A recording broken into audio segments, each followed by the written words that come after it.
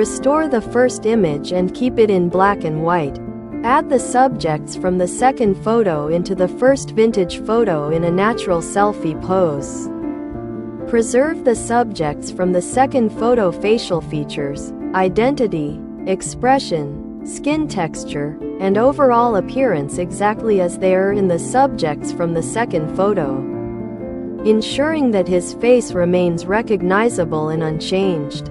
Seamlessly blend the subjects from the second photo into the scene with realistic perspective, lighting, shadows, depth, and composition.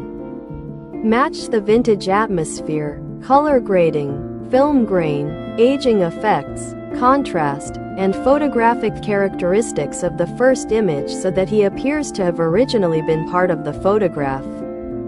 The final result should look like an authentic vintage selfie taken at the same time and location, with natural integration and no visible signs of editing or manipulation. High detail, photorealistic, realistic facial preservation, seamless background blending, historically consistent vintage style.